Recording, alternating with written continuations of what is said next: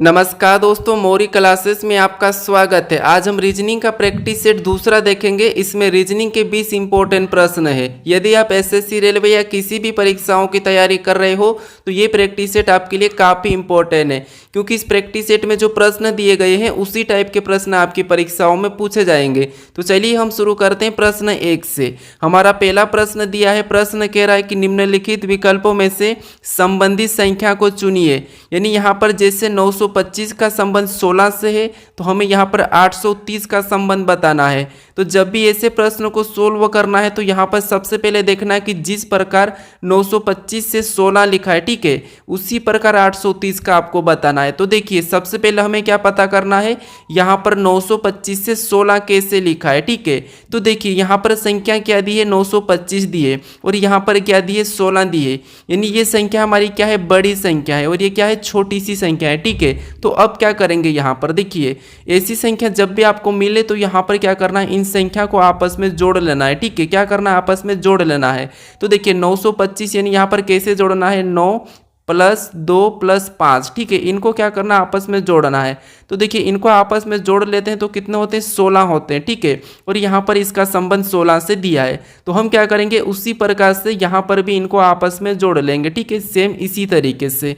तो 8 + 3 + 0, ठीक है, 8 + 3 + 0 और इन सभी को जोड़ देंगे तो यहाँ पर कितने हो जाएंगे, 11 हो जाएंगे, ठीक है। तो जिस प्रकार यहाँ पर जोड़ के 16 लिखा था तो हम भी यहाँ पर जोड़ के क्या लिखेंगे, यहाँ पर 11 आया तो 11 को लिखेंगे, ठीक है। तो यहाँ पर जो 830 है इसका संबंध किससे होगा, 11 से होगा, ठीक है। तो ऑप्शन में देखेंगे, ऑप्शन हमारे डी में दिया है तो ऑप्शन डी हमारा इस प्रश्न का सही जवाब होगा, ठीक है। चलिए हम बढ़ते हैं प्रश्न 2 पे। अब दूसरे नंबर का प्रश्न दिया है। अब प्रश्न कह रहा है कि कौन सा वेन आरेख निम्नलिखित वर्गों को सही निरूपित करता है। यानी दोस्तों यहाँ पर हमें वेन डायग्राम का प्रश्न दिया है, ठीक है, और पूछा है कि यहाँ पर कौन सा आरेख सही वर्गों को निरूपित करता है। तो यहाँ पर क्या करना है, देखिए जैसे हमें यहाँ पर दिया है सप्ताह, फिर दिया है महीना, फिर दिया है वर्ष, ठीक है। तो इनका वेन आरेख कैसा बनेगा, ये प्रश्न पूछा है। तो देखिए आपको जब भी वेन आरेख का प्रश्न पूछा जाए तो आपको क्या करना है, आसान भाषा में समझिए। जैसे यहाँ पर हमें सबसे पहला शब्द क्या दिया है, सप्ताह दिया, ठीक है। तो इसी का डायग्राम बना लो। जैसे क्या दिया है, सप्ताह दिया है, ठीक है। तो ये हम किसका बना लेते हैं, सप्ताह का बना लेते हैं, ठीक है। फिर देखिए दूसरा हमें कौन सा मिला है, तो दूसरा यहाँ पर दिया है महीना। अब देखिए यहाँ पर हमें सप्ताह और महीना का आपस में इनका देखना है, ठीक है, रिलेशन देखना है। तो देखिए जैसे यहाँ पर सप्ताह और महीने का आपस में रिलेशन ये है कि जो सप्ताह ये महीने के अंतर्गत आता है, ठीक है, यानी कि क्या आता है, महीने के अंदर आता है। तो जब तक क्या है, सप्ताह महीने के अंदर आता है तो हम क्या करेंगे, इसको अंदर ले लेंगे। और ये हमारा ऊपर वाला डायग्राम किसका बना है, यहाँ पर हमारा महीने का, ठीक है। उसके बाद हम देखेंगे यहाँ पर क्या दिया है, वर्ष। अब ये तीसरा वाला, अब तीसरे वालों को क्या देखेंगे, इससे रिलेशन देखेंगे और इससे रिलेशन देखेंगे, ठीक है। तो अब देखिए यहाँ पर हम इससे देखते हैं तो वर्ष क्या है, वर्ष के अंदर महीने आता है और महीने के अंदर क्या आता है, सप्ताह आता है, ठीक है। तो हम क्या करेंगे, यहाँ पर वर्ष का डायग्राम भी इनके ऊपर बना लेंगे, यानी कि इन दोनों को अंदर ले लेंगे। अब देखिए डायग्राम हमारा किसका बना है, तो ये हमारा साल का बना है, ठीक है। ये किसका, वर्ष का बना है। अगर हम यहाँ पर डायग्राम अंदर वाला देखेंगे तो ये हमारा महीना का बना है और इसके भी अंदर देखेंगे तो ये हमारा किसका बना है, सप्ताह का। क्यों, क्योंकि देखिए साल के अंदर क्या आता है, महीना, और महीने का अंदर क्या आता है, सप्ताह, ठीक है। तो डायग्राम कैसा बनेगा, इस टाइप से। ये वाला डायग्राम हमें ऑप्शन में देखना है। तो ऑप्शन में देखिए बी हमें दिया है तो बी हमारा सही जवाब हो जाएगा, ठीक है। अब चलिए हम बढ़ते हैं प्रश्न 3 पे। अब तीसरे नंबर का प्रश्न दिया है। प्रश्न क्या कह रहा है कि नीचे दी गई श्रृंखला श्रेणी में प्रश्नवाचक चिन्ह के स्थान पर कौन सी संख्या आएगी। यानी दोस्तों हमें यहाँ पर संख्या लिखी है और इन्हीं संख्या में जो श्रेणी संख्या है, ठीक है, इसी में जो प्रश्नवाचक चिन्ह दिया है यहाँ पर कौन सी संख्या आएगी, ये प्रश्न पूछा है, ठीक है। तो ऐसे प्रश्न को सोल्व करना है तो आपको सबसे पहले क्या देखना है, जैसे 30 से 31 कैसे लिखा है, फिर 37 कैसे लिखा है, 37 से 42, 42 से 48, 48 से 55 कैसे लिखा है, सेम तरीके से यहाँ पर बताना, ठीक है। तो ये काफ़ी इंपॉर्टेंट प्रश्न है श्रृंखला का। तो देखिए क्या करेंगे हम, यहाँ पर 30 से क्या लिखा है, यहाँ पर 33, यानी यहाँ पर +3 किया है, ठीक है। फिर देखिए 33 से यहाँ पर 37 लिखा है, यानी यहाँ पर +4 किया गया है। अब देखिए 37 से यहाँ पर 42 लिखा है, यानी यहाँ पर प्लस कितना किया है, 5 किया है, ठीक है। फिर देखिए 42 से यहाँ पर 48 किया है, यानी यहाँ पर प्लस कितना किया है, 6 किया है, ठीक है। और यहाँ पर 48 से 55 लिखा है, यानी कि यहाँ पर प्लस कितना किया है, 7 किया है। अब आपको यहाँ पर पैटर्न दिखा होगा, जैसे पहले 3 प्लस हुआ था, फिर 4 5 6 7। तो अगर हमें अगली संख्या लाना है तो प्लस कौन सा करना पड़ेगा, 8 करना पड़ेगा। किसमें, 55 में। ठीक है, तो जब हम 55 में 8 को जोड़ते हैं तो यहाँ पर कितने हो जाएंगे, 63 हो जाएंगे। ठीक है, कितने हो जाएंगे, 63। ऑप्शन में देखिए 63 हमारा ऑप्शन बी में दिया है, तो ऑप्शन बी हमारा सही जवाब हो जाएगा। ठीक है, अगर दोस्तों आप अभी तक इस चैनल को सब्सक्राइब नहीं करें तो प्लीज़ ज़रूर सब्सक्राइब कर लीजिए, क्योंकि आपके ये 20 प्रश्न इतने इंपॉर्टेंट हैं, क्योंकि आपको परीक्षा में देखने को मिलेंगे। ठीक है, अब चलिए हम बढ़ते हैं प्रश्न 4 पे। अब चौथे नंबर का प्रश्न दिया है। प्रश्न कह रहा है कि किसी सांकेतिक भाषा में 541 को 100 लिखा है, तो 671 को क्या लिखा जाएगा, ये प्रश्न कह रहा है। ठीक है, ये प्रश्न रेलवे आरपीएफ एसआई में पूछा था। ठीक है, आरपीएफ एसआई। अब देखिए ऐसे प्रश्नों को कैसे देखना है, ये कोडिंग डिकोडिंग का है। यानी हमें यहाँ पर क्या कहा है कि किसी सांकेतिक भाषा में, मान लीजिए आपको प्रश्न सोल्व करते नहीं आता है, लेकिन प्रश्न खुद कह रहा है आपको। ठीक है, क्या कह रहा है, देखिए किसी सांकेतिक भाषा में 541 को 100 लिखा है, तो यहाँ पर 671 को क्या लिखा जाएगा, बस ये प्रश्न कह रहा है। तो क्योंकि प्रश्न ऑलरेडी हमें दिया है कि यहाँ पर क्या दिया है, 541 का 100 दिया है, तो हम इसी तरीके से 671 का पता करेंगे। ठीक है, तो देखिए सबसे पहले यहाँ पर ये देखेंगे कि 541 से 100 कैसे लिखा है। अगर हम यहाँ पर देखिए क्या करेंगे, इन संख्या को देखते हैं, क्या दिया यहाँ पर 541, यानी इसे हम क्या करते हैं, जोड़ लेते हैं। तो देखिए यहाँ पर 5, फिर यहाँ पर 4 और यहाँ पर 1। अगर हम इनको आपस में प्लस कर देते हैं, ठीक है, तो प्लस करने पर कितने हो जाएंगे, यहाँ पर 10 हो जाएंगे। ठीक है, कितने हो जाएंगे, 10 हो जाएंगे। लेकिन यहाँ पर कितना लिखा है, 100 लिखा। अगर हम यहाँ पर 10 का वर्ग कर देते हैं तो 10 का वर्ग कितना होता है, 100 होता है। ठीक है, अब यहाँ पर 100 लिखा है। अब सेम तरीके से क्या करेंगे, यहाँ पर 671 को आपस में जोड़ेंगे। तो 671 यानी इसको आपस में जोड़ेंगे, 6 + 7 + 1। ठीक है, अब इनको आपस में जोड़ देंगे तो यहाँ पर 6 और 7 13, 13 1 14। यहाँ पर कितना हो रहा है, 14 हो रहे। अब देखिए यहाँ पर भी जोड़ के क्या किया था, वर्ग किया था, तो हम भी क्या करेंगे, इस 14 का वर्ग करेंगे। तो 14 का वर्ग कितना होता है, ये आपको याद होना चाहिए। ठीक है, तो 14 का वर्ग होता है 196, यानी कि 196।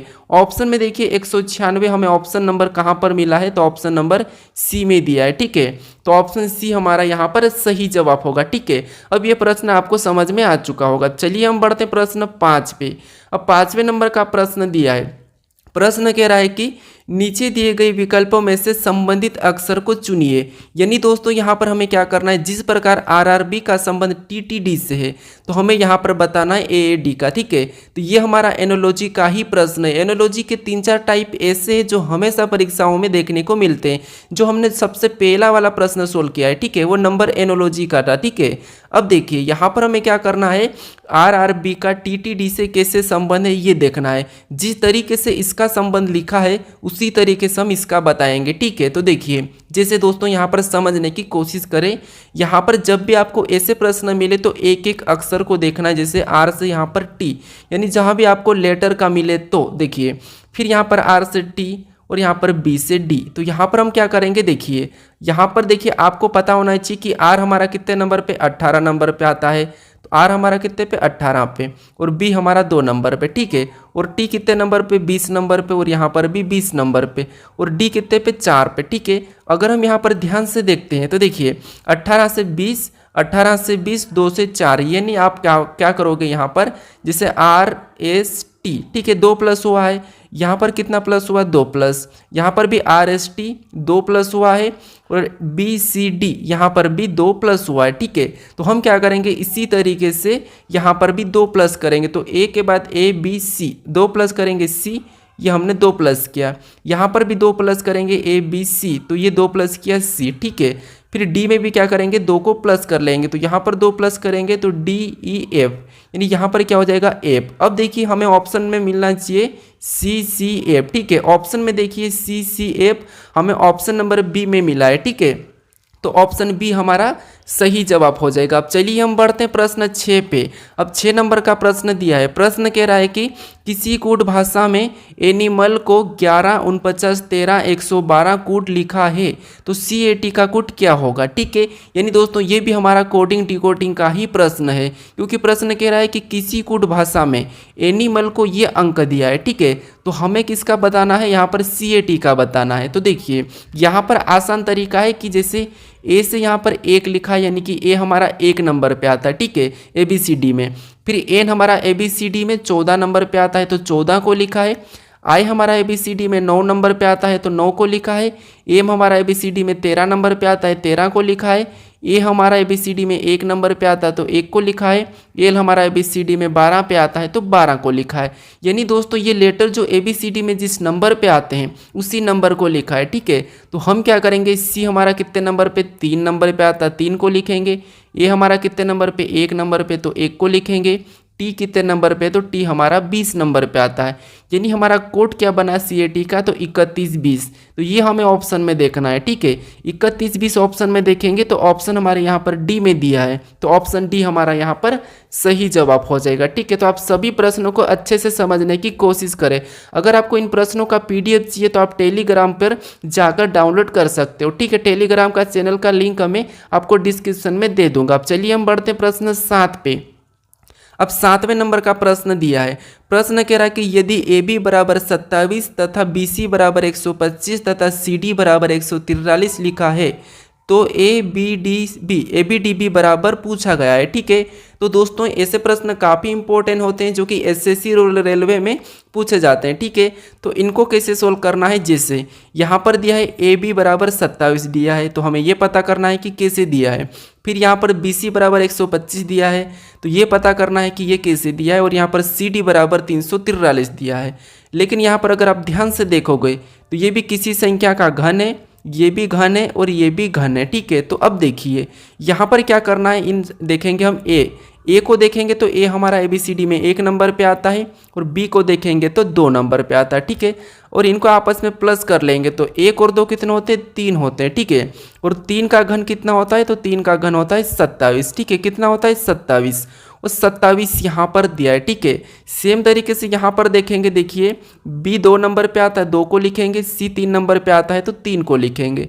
फिर क्या करेंगे, इनको प्लस करेंगे तो 3 और 2 यहाँ पर कितने होते हैं, 5 होते हैं और 5 का घन करेंगे। ठीक है, 5 का घन कितना होता है, 125 होता है। ठीक है, कितना होता है 125 और 125 भी यहाँ पर दिया है। अब सेम तरीके से यहाँ पर पता करेंगे C, तो C 3 नंबर पे आता है, D हमारा 4 नंबर पे आता है। ठीक है, इसे भी आपस में प्लस करेंगे तो कितने हो जाएंगे 7 और 7 का घन कितना होता है, 7 का घन होता है 343। ठीक है, कितना होता है 343 और 343 यहाँ पर दिया है। तो अब क्या करना है, आपको यहाँ पर पैटर्न पता चला होगा कि इनके अंकों को क्या करना है, जोड़ के उसका घन करना है। ठीक है, तो देखिए यहाँ पर A हमारा कितने नंबर पे, 1 नंबर पे आता है।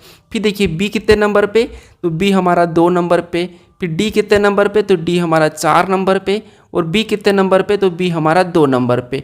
हमने यहाँ पर क्या किया था, इनको जोड़ के इनका घन किया था। ठीक है, तो वैसा ही हम यहाँ पर करेंगे। अब देखिए जैसे इनको आपस में प्लस कर लेते हैं तो यहाँ पर प्लस करेंगे तो 1 और 2 3, 3 और 4 7, 7 और 2 9। यहाँ पर सभी को जोड़ने पर कितने हो रहे हैं 9 और 9 का घन करेंगे तो 9 का घन कितना होता है 729 होता है। ठीक है, कितना होता है 729। तो 729 हम ऑप्शन में देखेंगे तो ऑप्शन हमारे C में दिया है तो C हमारा यहाँ पर सही जवाब हो जाएगा। अब चलिए हम बढ़ते हैं प्रश्न 8 पे। अब 8वें नंबर का प्रश्न दिया है। प्रश्न कह रहा है कि एक पंक्ति में शिवानी का स्थान दोनों ओर से 23वां है तो बताइए पंक्ति में कुल कितने व्यक्ति है। अब दोस्तों आप कुछ प्रश्नों को खुद से भी ट्राई करने की जरूर कोशिश करें, साथ साथ सोल्व करें। ठीक है, तो अब देखिए यहाँ पर एक पंक्ति में शिवानी का स्थान दोनों ओर से 23वां है तो पंक्ति में कुल व्यक्ति कितने हैं ये हमें बताना है। तो देखिए जब ऐसे प्रश्न आपको पूछे जाते हैं तो हमें क्या करना होता है, आप थोड़ा सा समझिए। मान लीजिए एक हमारी ये क्या है, पंक्ति है। ठीक है, ये क्या है, एक पंक्ति है और इसमें कितने लोग बैठे हैं ये नहीं पता है, हमें यही बताना है कि कुल कितने लोग हैं। ठीक है, लेकिन कह रहा है कि शिवानी का स्थान दोनों ओर से कितना है 23वां है। ठीक है, कितना है 23वां है। ठीक है, अब देखिए ऐसे प्रश्नों को क्या करना है आपको, देखिए अगर हम इससे इधर से भी गिनेंगे तो शिवानी का स्थान 23वां आएगा और इधर से भी गिनेंगे तो 23वां आएगा। यानी यहाँ पर क्या करेंगे हम 23 को प्लस कर लेंगे। ठीक है, क्या करेंगे दोनों को जोड़ लेना है। ठीक है, जब भी ऐसे प्रश्न मिले तो दोनों को जोड़ लेना है। तो 23 को जोड़ेंगे तो यहाँ पर कितने हो जाएंगे, 46 हो जाएंगे। ठीक है, अब 46 अगर आप ऑप्शन में देखोगे और ऑप्शन में सी लगाओगे तो ये आपका गलत हो जाएगा। ठीक है, अब यहाँ पर आपको 46 नहीं लगाना है, दोनों को जोड़ के क्या करना है, एक माइनस करना है। ठीक है, अब एक माइनस क्यों करना है यहाँ पर समझिए, एक माइनस इसीलिए कर रहे हैं क्योंकि देखिए एक बार हम इधर से गिनेंगे, ठीक है 23 पे, और एक बार हम इधर से गिने तो 23 पे ही है, यानी हम क्या करेंगे 2 बार, यानी कि ये एक बार ज़्यादा गिना जाती है। ठीक है, तो इसीलिए हम क्या करते हैं, एक बार गिनेंगे तो एक माइनस कर लेंगे। ठीक है, इसको 2 बार गिन रहे हैं इसीलिए एक माइनस करेंगे तो हमारा यहाँ पर क्या हो जाएगा, 45 हो जाएगा। ठीक है, 46 में से एक माइनस करेंगे 45, यानी कि पंक्ति में कुल कितने व्यक्ति हैं, तो 45 व्यक्ति। अगर आपको यकीन नहीं है तो आप क्या करोगे, कुछ बिंदियाँ लिखकर टोटल 46 बिंदियाँ लिखकर क्या करना, इधर से गिनना और किसी स्थान को। ठीक है, तो हमारा इस प्रश्न का सही जवाब ऑप्शन बी हो जाएगा। अब चलिए हम बढ़ते हैं प्रश्न 9 पे।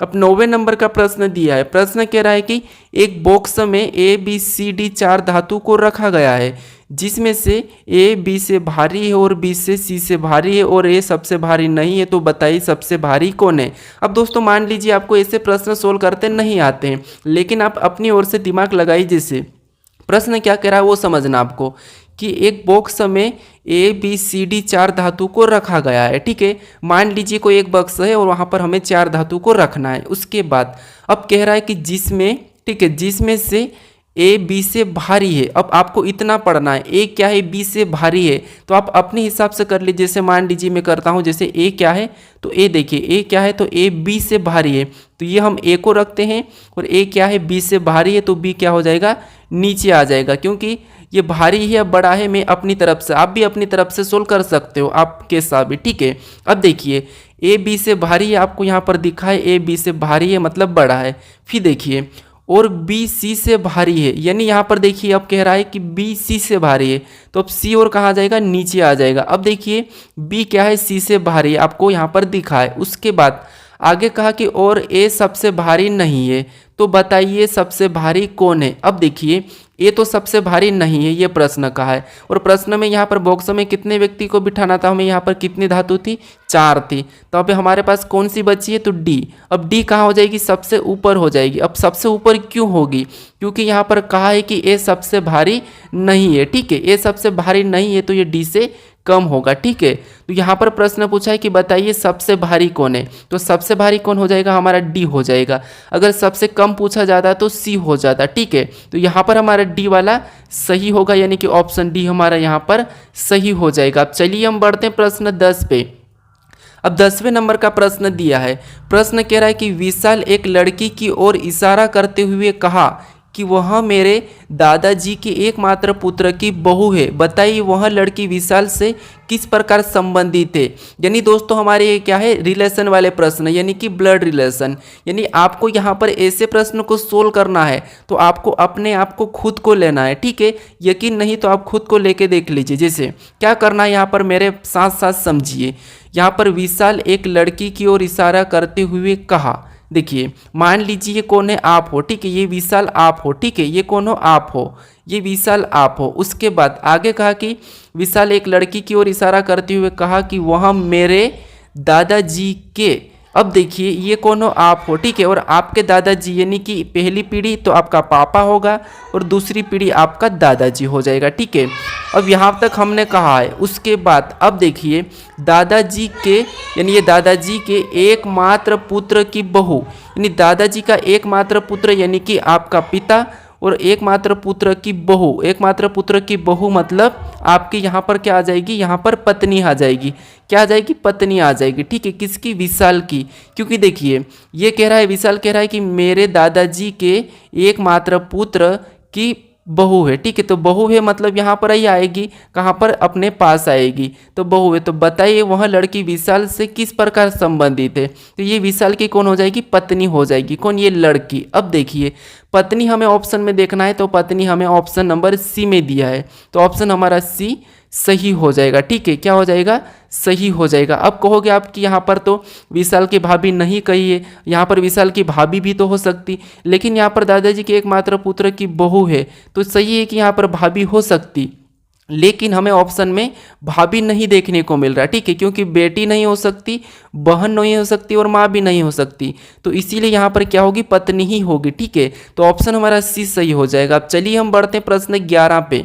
अब 11 नंबर का प्रश्न दिया है, प्रश्न कह रहा है कि एक ही पासे की दो स्थितियां दर्शाई गई है, दिए गए पासे में अंक 5 के विपरीत कौन सा अंक होगा, ये प्रश्न पूछा है। यानी हमें दो पासे दिए हैं, इन पासों में अंक 5 के विपरीत कौन सा होगा ये पूछा है, ठीक है। तो देखिए ऐसे प्रश्नों को कैसे सोल्व करना है, जब भी आपको एक से अधिक पासा दिया जाए और वहाँ पर अंक हो या चाहे लेटर हो चाहे शब्द हो, आपको क्या करना है, यहाँ पर समझिए कॉमन देखना है। जैसे पहले पासे का कॉमन और दूसरे पासे का, तो यहाँ पर कॉमन देखेंगे तो हमें यहाँ पर एक और यहाँ पर दो मिला है, ठीक है, ये हमारा कॉमन मिला है। अब कॉमन मिलने के बाद आपको क्या करना है, देखिए ये पहला पासा और ये दूसरा पासा, ठीक है। इसके बाद आपको कॉमन मिलने के बाद इनको क्या करना है, घड़ी के दिशा में चलना है। जैसे यहाँ से घड़ी की दिशा में चलेंगे तो क्या मिला, हमें 4 मिला है, यानी हमने कहाँ पर चला, पहले पासे में चला, तो उसको लिखेंगे पहले पासे के नीचे, ठीक है, क्योंकि यहाँ पर हम दो तो पहले ही लिख देंगे, पहले पासे का है, ये दूसरे पासे का कॉमन है, ठीक है। उसके बाद हमें क्या मिला, 4 मिला, उसको उसके नीचे लिखेंगे। फिर आगे चलेंगे तो हमें क्या मिला, 3 मिला, तो 3 को भी उसके नीचे लिखेंगे। अब हम दूसरे पासे में चलेंगे, तो दूसरे पासे में चलेंगे तो हमें क्या मिला, 1 मिला, तो 1 को लिखेंगे। फिर आगे चलेंगे तो हमें 5 मिला, तो 5 को लिखेंगे, ठीक है। अब देखिए ऐसा लिखने के बाद जो आमने सामने की संख्या है, जैसे ये संख्या है, ये संख्या है, ये क्या है, एक दूसरे के विपरीत है, ठीक है। अब पासे में आपको पता होगा 1 से लेकर 6 तक फलक होती है, तो जो संख्या नहीं दिख रही है वो किसकी हो जाएगी, 6, यानी कि 2 की विपरीत हो जाएगी कॉमन संख्या के, ठीक है। अब आपको अगर 3 का विपरीत पूछा जाता तो 5 और 5 का विपरीत 3, 4 का पूछा जाता तो 1 और 1 का विपरीत 4, ठीक है। 2 का पूछा जाता तो 6 और 6 का विपरीत 2, लेकिन हमें किसका पूछा था, 5 का विपरीत पूछा था, तो 5 का विपरीत क्या है, 3 है, ठीक है। ऑप्शन में देखिए 3 हमारा ऑप्शन नंबर बी में दिया है, तो ऑप्शन बी हमारा सही जवाब हो जाएगा। अब चलिए हम बढ़ते हैं प्रश्न 12 पे। अब 12 नंबर का प्रश्न दिया है, प्रश्न कह रहा है कि निम्नलिखित आकृति का जल प्रतिबिंब चयन करें। यानी दोस्तों यहाँ पर हमें क्या करना है, इस W का, ठीक है, इस W का हमें जल प्रतिबिंब बनाना है। अब दोस्तों आप सभी प्रश्नों को अच्छे से समझने की कोशिश करें, ठीक है। अब देखिए यहाँ पर क्या करना है, देखिए निम्नलिखित आकृति का जल प्रतिबिंब का चयन करना है, ठीक है। तो इसका हमें क्या करना है, जल में इसकी छवि कैसे बनेगी ये बताना है। तो देखिए जैसे हमारा यहाँ पर क्या दिया है, यहाँ पर W दिया है, ठीक है, और इसकी अगर हमें जल में इस तरफ की नीचे की छवि दिखाएंगे तो ये नीचे क्या हो जाएगा, यहाँ पर इस तरफ बनेगा, ठीक है। कैसा बनेगा, इसके जैसा। तो ये हमें ऑप्शन में देखना है, तो ऑप्शन में देखिए हमें ए में दिया है, तो ऑप्शन ए हमारा सही हो जाएगा, ठीक है। अब चलिए हम बढ़ते हैं प्रश्न 13 पे। अब 13 नंबर का प्रश्न दिया है, प्रश्न कह रहा है कि निम्नलिखित विकल्पों में से विषम को चुनिए।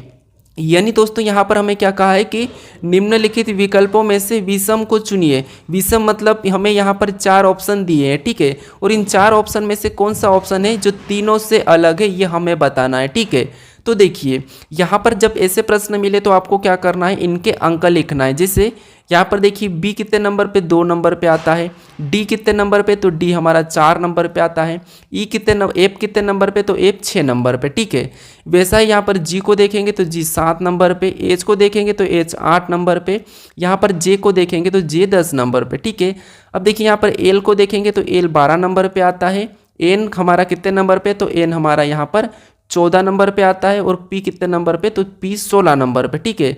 वैसा यहाँ पर आर को देखेंगे तो आर ABCD में 18 नंबर पे आता है, टी हमारा 20 नंबर पे आता है, और वी हमारा 22 नंबर पे आता है। अब देखिए यहाँ पर आपको मिलेगा कि कौन सा अलग है। अब कैसे मिलेगा अलग, देखिए यहाँ पर देखिए 2 4 6 यानी कि 2 2 का अंतर है, और यहाँ पर देखिए 18 20 22 यहाँ पर भी 2 का अंतर है, 12 14 16 यहाँ पर भी 2 का अंतर है, यानी यहाँ पर 2 का अंतर है, यहाँ पर 2 का अंतर है, यहाँ पर 2 का अंतर है। अब यहाँ देखिए 7 8 10 यानी यहाँ पर 2 का अंतर नहीं है, तो आपको यहाँ पर अलग दिखा और हमें विषम ही पूछा था, तो विषम हमारा यहाँ पर है, यानी सभी में 2 का अंतर है, ठीक है। 3 में 2 का अंतर है लेकिन यहाँ पर नहीं है, तो हमें विषम पूछा गया था, तो विषम हमारा कौन सा हो जाएगा, ऑप्शन बी वाला हो जाएगा, ठीक है। कौन सा हो जाएगा, ऑप्शन बी, क्योंकि देखिए बी के बाद सी छोटा और डी, और यहाँ पर देखिए एल के बाद एम छोटा और एन, आर के बाद एस छोटा और टी, लेकिन यहाँ पर जी एच, यहाँ पर देखिए जी एच कोई भी अंक, यहाँ पर कोई भी लेटर नहीं छूटा है, तो ये एक अलग हो जाएगा, ठीक है। अब चलिए हम बढ़ते हैं प्रश्न 14 पे। अब 14 नंबर का प्रश्न दिया है। प्रश्न कह रहा है कि नीचे दिए गए विकल्पों में से संबंधित शब्द का चयन करें। यानी यहाँ पर हमें क्या करना है, जैसे जिस प्रकार जूते का संबंध पैर से है तो हमें टोपी का बताना है। यानी मैंने बताया था आपको कि यहाँ पर सादृश्यता यानी कि एनोलॉजी के प्रश्न काफ़ी इंपॉर्टेंट है और उसकी 3 टाइप होती है। कौन सी होती है? एक तो आपको अंकों की मिलेगी, ठीक है, एक आपको लेटर की मिलेगी और दूसरी आपको शब्दों से मिलेगी, ठीक है। तो हमने अंकों का पहला प्रश्न किया था, फिर हमने 5वां प्रश्न लेटर का किया था और हमारा ये 14वां प्रश्न किसका है? शब्द का, ठीक है। तो ये तीनों में से आपको 1 या 2 प्रश्न जरूर देखने को मिलेंगे। अब देखिए यहाँ पर जिस प्रकार जूते का संबंध पैर से है, यानी दोस्तों हम क्या करते हैं, जूते को कहाँ पर पहनते हैं? पैर में पहनते हैं, ठीक है। कहाँ पर? पैर में पहनते हैं। तो उसी प्रकार बताएंगे टोपी कहाँ पर पहनते हैं। तो आप कहोगे टोपी को हम कहाँ पर पहनते हैं, तो टोपी को हम सिर में पहनते हैं। तो टोपी का संबंध किससे हो जाएगा? सिर से हो जाएगा, ठीक है। ऑप्शन में देखिए सिर, तो हमें ऑप्शन नंबर सी में देखने को मिला, ठीक है। कमर में नहीं होगा, पैर में नहीं होगा, हाथ में नहीं होगा। ऑप्शन हमारा सी सही जवाब हो जाएगा। अब चलिए हम बढ़ते हैं प्रश्न 15 पे। अब 15 नंबर का प्रश्न दिया है। प्रश्न कह रहा है कि निम्नलिखित प्रश्न में लुप्त संख्या का चयन करें। यानी दोस्तों हमें यहाँ पर क्या दिया है? एक प्रश्नवाचक चिन्ह दिया है। यहाँ पर हमें संख्या का चयन करना है, ठीक है। तो ऐसे प्रश्नों को कैसे सोल्व करना है समझिए। आपको यहाँ पर कुछ भी नहीं करना है, जो प्रश्नवाचक चिन्ह दिया है। अब प्रश्नवाचक चिन्ह कहाँ पर दिया है? यहाँ पर दिया है। और उसी जगह यहाँ पर 24 कैसे लिखा है और यहाँ पर 10 कैसे लिखा है, ये पता करना है, ठीक है। जिस तरीके से यहाँ पर 10 लिखा गया है और यहाँ पर 24 लिखा गया है, उसी तरीके से आपको यहाँ पर बताना है, ठीक है। जब तक आप इन संख्या को पता नहीं करोगे, ठीक है, इन संख्या का पता नहीं करोगे, तब तक आप यहाँ पर संख्या नहीं बता पाओगे।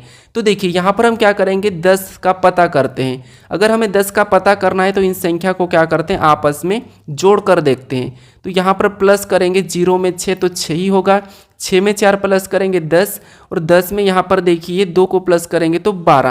यानी यहाँ पर सभी को जोड़ने पर कितने हो रहे? 12 हो रहे हैं। अब देखिए सेम तरीके से यहाँ पर भी प्लस करेंगे, तो 2 में 10 प्लस करेंगे तो 12 और 12 में 8 प्लस करेंगे तो यहाँ पर 20 और 20 में 6 को प्लस करेंगे तो यहाँ पर कितने हो जाएंगे?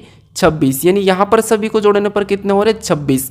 लेकिन यहाँ पर 24 दिया है और यहाँ पर 10 दिया है। अब देखिए अगर हम यहाँ पर 2 माइनस करते हैं, इसमें 2 माइनस करेंगे और इसमें भी 2 माइनस करेंगे, तो यहाँ पर 12 में से 2 माइनस करेंगे तो कितने हो जाएंगे? 10 हो जाएंगे और 10 यहाँ पर दिया है, ठीक है।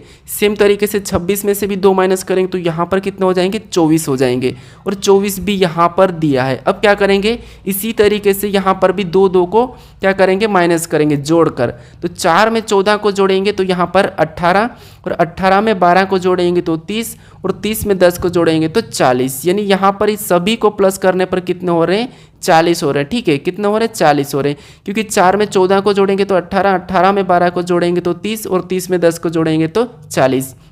यानी यहाँ पर सभी को जोड़ने पर 40 हुए। जिस तरीके से हमने यहाँ पर 2 को माइनस किया था, यहाँ पर 2 को माइनस किया था, तो यहाँ पर भी क्या करेंगे? 2 को माइनस करेंगे। तो 40 में से 2 को माइनस करेंगे तो कितने बचेंगे? 38 बचेंगे। यानी जो प्रश्नवाचक चिन्ह दिया है यहाँ पर क्या आएगा? 38 आएगा, ठीक है। अब हमें ऑप्शन में देखना है कि 38 कहाँ पर दिया है। तो ऑप्शन हमें सी में दिया है, तो ऑप्शन सी हमारा सही जवाब हो जाएगा, ठीक है।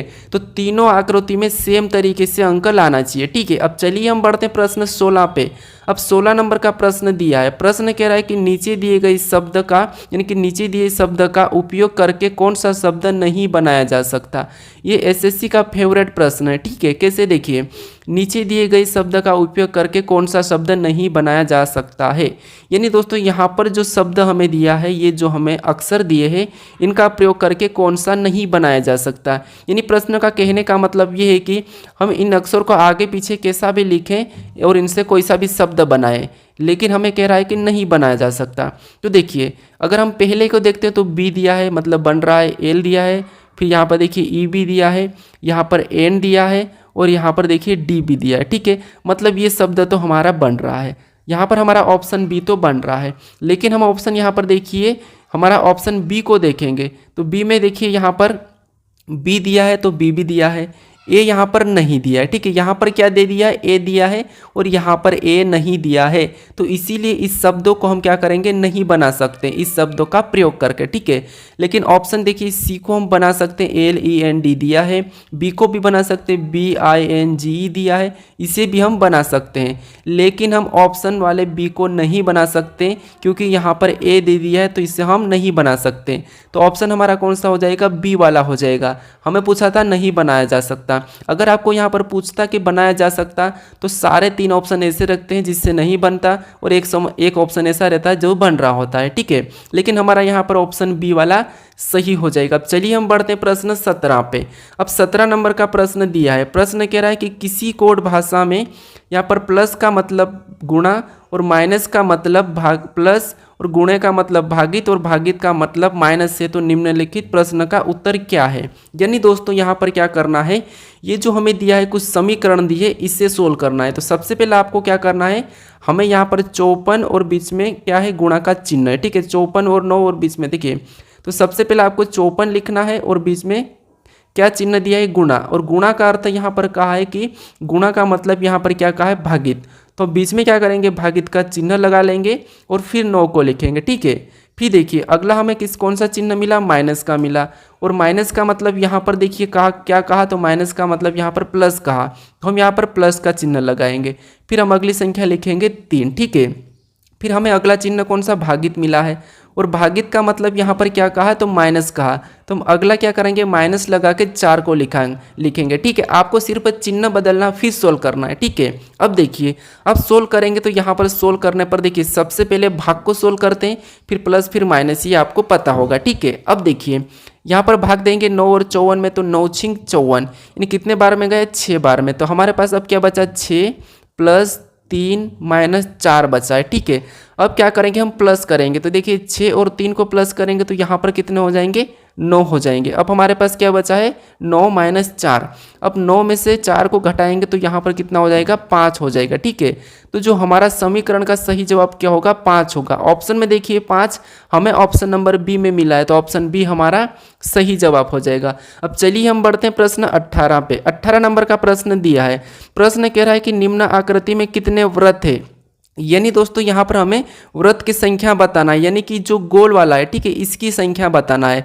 तो ये सिंपल सा प्रश्न हमें गिनना है, लेकिन दोस्तों आपको ध्यान से गिनना है, ठीक है। अब देखिए गिनेंगे, यहाँ पर देखिए, यहाँ पर छोटे छोटे को गिनते हैं, 1 2 3 4 5 6, ठीक है। फिर 7 8 9 10 11 12 13 14 15 16 17, यहाँ पर टोटल हमें कितना मिला है, 17। एक बार और गिन लीजिए, कैसे गिनना, आपको छोटे से छोटे पहले गिनते हैं। जैसे देखिए 1 फिर 2 3 4 5, ये 5 हो गए। 5 के बाद 6 7 8 9 10 11 12 13, फिर देखिए हमने बड़े को गिनेंगे, 13 के बाद 14 15 16 17, यहाँ पर कितने वृत्त है, तो 17 है, ठीक है। तो हमें 17 ऑप्शन में देखना है, तो 17 हमें ऑप्शन नंबर बी में मिला है, तो ऑप्शन नंबर बी हमारा यहाँ पर सही हो जाएगा, ठीक है। अब चलिए हम बढ़ते हैं प्रश्न 19 पे। अब 19 नंबर का प्रश्न दिया है, प्रश्न कह रहा है कि नीचे दी गई आकृति किस विकल्पों में चिन्हित है। यानी दोस्तों ये जो हमें आकृति दी है, ठीक है, ये कौन से विकल्पों में चिन्हित है, हमें ये बताना है, ठीक है। तो सिंपल सा है कि आपको क्या देखना है, ये पी टाइप का। अब देखिए यहाँ पर देखेंगे तो ये पी टाइप का नहीं दिख रहा है, सामने आपको डंडी मिली है, ठीक है। तो ऑप्शन हमारे यहाँ पर ए में नहीं दिखा है।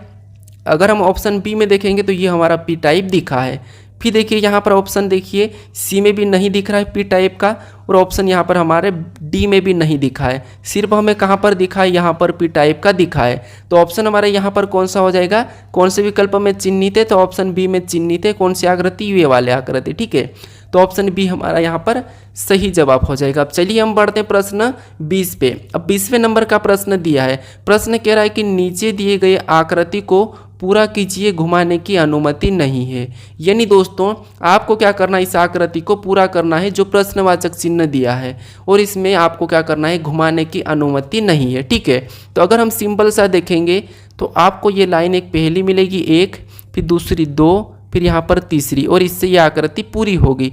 लेकिन हम यहाँ पर इससे ही आकृति को रखेंगे तो हम कौन सा वाला ऑप्शन सी को तो नहीं रख सकते, ऑप्शन हम डी को भी नहीं रखेंगे। अब देखिए पहली हमें छोटी सी मिलना चाहिए, लेकिन यहाँ पर तो छोटी नहीं है, तो ऑप्शन बी भी नहीं रखेंगे। हमारा सिर्फ यहाँ पर क्या होगा, ऑप्शन ए ही वाला सही होगा, क्योंकि प्रश्न ये भी कहा था कि घुमाने की अनुमति नहीं है। और यहाँ पर देखिए ऑप्शन सी में थोड़ा सा हमारा क्या है, दूर दूर 3 लाइन है, तो इसीलिए हमारे यहाँ पर ऑप्शन कौन सा वाला हो जाएगा, ए वाला हो जाएगा। ठीक है, अब दोस्तों आज के लिए इतना ही। अगर आप इस चैनल को अभी तक सब्सक्राइब नहीं करे हो तो प्लीज़ यहाँ पर आप इस लोगो पर क्लिक करके सब्सक्राइब कर लो। ठीक है, और अभी तक आप इससे पहले वाले पार्ट को नहीं देखे हो तो इस पार्ट को भी यहाँ पर क्लिक करके आप देख सकते हो। ठीक है, अब चलिए हम मिलते हैं नेक्स्ट वीडियो में, तब तक आप इन वीडियो को अपने दोस्तों तक भी शेयर जरूर करें। ठीक है।